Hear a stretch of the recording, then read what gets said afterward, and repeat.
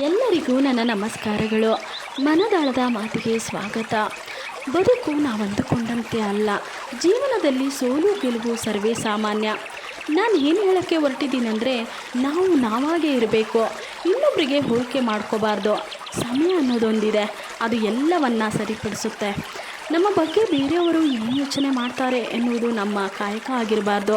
ನಮ್ಮ ಸಂತೋಷವನ್ನು ನಾವೇ ಹುಡುಕೊಳ್ಬೇಕು, ಬೇರೆಯವರಿಂದ ಏನನ್ನು ಅಪೇಕ್ಷಿಸಬಾರ್ದು. ಸೋಲಿನಿಂದಲೇ ಸಾಧನೆ ಅನ್ನೋದು ಆರಂಭವಾಗುವುದು. ಸೋಲದಿರುವುದು ಹೇಗೆಂದು ಸೋಲಿನಿಂದಲೇ ಕಲಿಯಬೇಕು. ರಸ್ತೆಯಲ್ಲಿ ಕಲ್ಲು ಮುಳ್ಳು ಇದ್ದರೆ ಕಾಲಿಗೆ ಚಪ್ಪಲಿ ಹಾಕ್ಕೊಂಡು ನಡೀತೀವಿ, ಎಷ್ಟು ಹೆಜ್ಜೆ ಬೇಕಾದರೂ ಇಡ್ತೀವಿ.